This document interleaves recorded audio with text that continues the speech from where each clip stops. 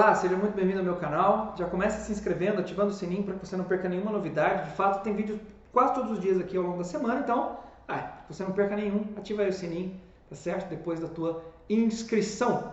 Já deixa o seu like, porque eu tenho certeza que você vai gostar desse vídeo. Ele é bastante especial, na verdade.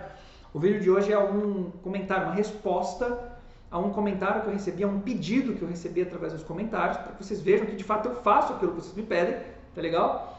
E aí vocês acompanhem aqui comigo, porque de fato eu quero que nós entendamos um pouquinho mais do que é que está acontecendo, tá certo? E aí você, veja, já curta aí esse vídeo, porque de fato vai ser muito, muito bom. Vamos lá, é o seguinte, eu recebi o seguinte comentário, olha só. Professor, se for possível, comente sobre as almas inquietas. Primeiro ponto, tá? Eu vou por partes, vamos por partes aqui. Almas inquietas, o que isso significa? Veja, a inquietude, ela surge de duas maneiras distintas. A primeira delas é uma inquietude afetiva, tá certo? Eu estou inquieto porque há a ausência de um determinado objeto que deveria gerar em mim uma determinada emoção, um determinado apetite, uma determinada paixão, entendeu? Existe uma ausência que eu gostaria de preencher, mas sob o aspecto afetivo. Mas existe uma inquietação que ela é, por assim dizer, um pouco mais elevada. É uma experiência mais existencial, por assim dizer, de inquietação. E essa inquietação, ela tem uma relação com a realização da minha essência, daquilo para o qual eu fui feito. Em termos tomistas, a gente diria que, veja, a inquietação ela pode ser fruto da ausência do objeto de atualização daquelas faculdades espirituais que eu possuo e que me fazem ser pessoa, ok? Ou seja, quais são essas faculdades espirituais? Intelecto, inteligência e vontade, né? Ou seja, a ausência da verdade e a ausência do bem fazem com que eu necessariamente tenha em mim uma inquietação, porque eu tenho coisas para as quais eu sou destinado enquanto sendo uma pessoa e eu não estou me destinando a essas coisas. Em termos logoterapêuticos, Viktor Frankl diria que a inquietação ela é fruto da ausência do sentido ou da ausência da consciência de qual é o sentido. Por mais que haja o que ele chama de realização de valores, que nós poderíamos chamar de prática das virtudes, tá certo? Eu ainda assim, veja, não sei qual é o sentido da minha vida e por isso eu fico inquieto nesse sentido, entende ou não?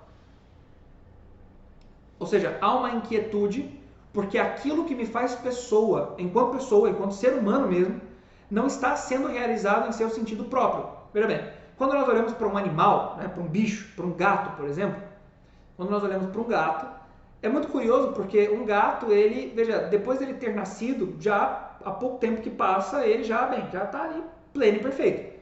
Não tem mais nada o que se realizar na natureza de um gato, assim.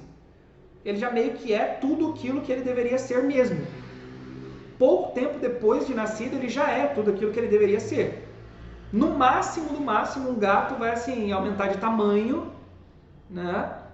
Ele vai chegar a se reproduzir, mas todas as suas potências elas já estão perfeitamente desenvolvidas, atualizadas pouco tempo depois do seu nascimento.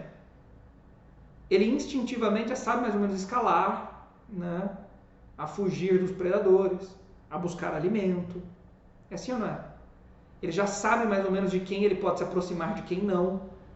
Instintivamente, o gato já está ali, né? Ele não tem mais para onde ir, entende? Está perfeito, ele não tem mais o que fazer.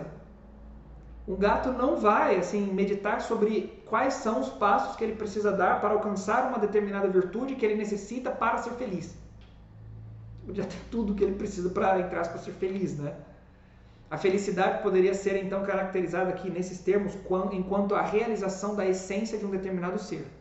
Ou seja, que aquele ser alcance o fim para o qual ele foi feito. E o que é isso no caso do ser humano? Bom, a gente poderia derivar aqui, né? Mas, veja, a gente falou sobre o intelecto e a vontade, né? A gente poderia traduzir essas duas coisas com o conhecer e o amar a Deus. Ok? Isso é o próprio do homem. O que realiza o homem naquilo para o qual ele foi feito é o conhecimento de Deus e o amor a Deus. Então, a inquietude deveria ser necessariamente uma expressão da ausência dessa realidade. Ok? Então, Inquieto está o nosso coração enquanto não repousa em vós. Por quê? Porque fizeste-nos para vós. Entendeu? Esse é o ponto. Porque o Senhor nos fez para Ele, o nosso coração está inquieto enquanto não repousa nele, diz Santo Agostinho. Ok? Isso diz Santo Agostinho bem no início de Confissões, né? Tá aqui. Bem no início de Confissões. Inquieto está o nosso coração enquanto não repousa em Deus. Por quê? Porque isso é o fim da nossa vida. Essa é a finalidade da nossa existência. É para isso que nós somos feitos. Até aqui foi? E aí continua. Mesmo com comunhão diárias, adoração frequente, confissão frequente, o medo e insegurança deixa a alma muito inquieta. Aqui tem um ponto muito interessante que é o seguinte. Veja, a gente se esquece de que a vida é um processo, né? O ser humano está necessariamente submetido ao tempo, tá? Atenção aqui, o ser humano está necessariamente submetido ao tempo. O que significa dizer que a missa diária, a confissão frequente, a adoração frequente, farão de nós seguros, felizes de maneira plena, ao longo de um tempo, ok? Nós precisamos praticar isso. Veja, eu vou dar um tempo aqui, pelo menos 5 anos, entende? Caramba, é tempo a beça, hein, professor? Eu estou praticando isso tem 3 anos, sendo honesto, assim, mesmo. Missa diária, confissão frequente, né? Adoração sempre que possível, terço diário, meditação, exame de consciência. Então, 3 anos, assim, que eu estou mais constante nessas coisas. Com altos e baixos, evidentemente, né? Tem 3 anos que eu estou aqui. Caramba, eu já vi muita coisa mudar, assim, né, meu bem? Tem muita coisa que mudou ao longo desse tempo. Mas são 3 anos, né? Tipo, não é da noite pro dia, sabe? Não é da noite pro dia. Veja, é impossível, note bem, é impossível que nós conformemos os nossos afetos com o bem próprio da nossa vida espiritual, assim, não dá. Simplesmente não dá. E tem um outro ponto que é bastante importante. A vida espiritual é feita de 3 pilares, que eu quero que você agora tome nota, guarde na tua memória e não se esqueça jamais. O primeiro deles é, veja bem, a vida ascética. O que isso significa? Basicamente mortificação. Ascética é o mesmo que exercício, né? É a disciplina, é exercitar-se. O que vai ser feito por mortificação e penitência, tá certo? Então, jejum, esmola, oração, ok?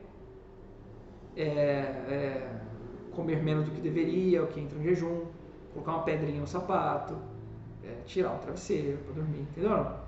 Então, mortificações. Aqui na vida ascética, isso vai te ajudar. O que tem um vínculo com o segundo ponto, que é a vida moral, a conformidade com as virtudes, ok? A vida de virtudes é absurdamente necessária. A prática das virtudes é absurdamente necessária. Você precisa necessariamente de temperança, fortaleza, justiça, prudência. Ok?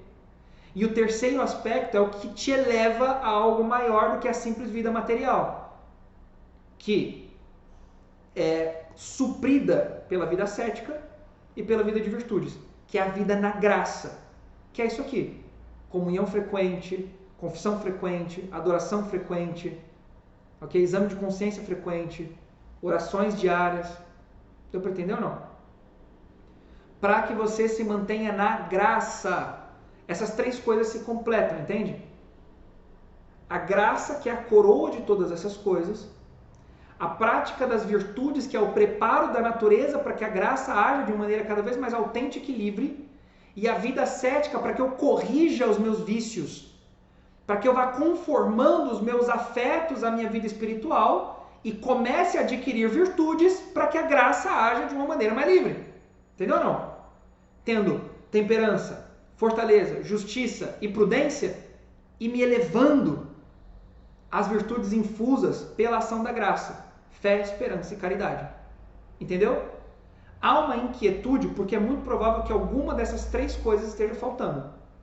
Ok? Ou missa frequente, né? Confissão frequente, adoração frequente, sendo feitas de uma maneira pouco espiritual, Do tipo, como é a tua participação da missa? Estou participando da missa, mas pensando na morte da bezerra. Missa diária, para dizer que estou indo na missa diária, mas estou lá na missa e meu trabalho, minha família, meu marido, meu filho, meu cachorro, meu neto, meu chefe, entendeu ou não? É ali, a missa mesmo, por amor a nosso Senhor, movido pela caridade, é o ponto. Como estão as virtudes, tá certo? De fato, é uma pessoa temperante mesmo, assim, como dizia São José Maria Escrivá, você levanta da mesa tendo o teu estômago incomodando um pouquinho, do tipo, não estou 100% satisfeito, para citar um exemplo, né? É temperante de fato? Tem fortaleza mesmo, do tipo, a tua vida é controlada pela preguiça, ou você faz o teu trabalho do modo como você deveria fazer, por exemplo, você serve o teu marido, a tua casa como você deveria servir, você é forte mesmo, há fortaleza real, há um domínio de si, por si mesmo, realmente, e a prática de mortificação, a vida ascética, esse é um ponto. A inquietude pode ser gerada por uma dessas três coisas. Se essas três coisas estão sendo feitas, dê tempo, entende? É tempo mesmo, né? E aí você precisa pensar o porquê que a inquietude está aí. Se você está inquieta por realidades materiais, é evidente que você ainda não se conformou com as realidades espirituais. Entendeu? Se você está inquieta por realidades espirituais, existe alguma virtude que você ainda não está praticando como você deveria praticar. Entendeu ou não? Ou alguma prática espiritual que não está sendo praticada como deveria ser. Se você não sabe de onde vem a inquietude, ela simplesmente está aí. Bom, aí você precisa de um diretor espiritual, né? Tá bom? Muito bem. Muito obrigado pela atenção. Espero realmente que tenha respondido e que tenha ajudado. Você fique com Deus. Um forte abraço. Não se esqueça de se inscrever no canal, porque se esse vídeo te ajudou, inscreve aí, vai, ativa o sininho, tá certo? Comente aí o que você achou desse vídeo, se te ajudou ou não. Comente aí também o que mais você gostaria que eu falasse por aqui e, veja, deixe seu like, tá bom? Vai me ajudar bastante. Forte abraço e até a próxima. Tchau!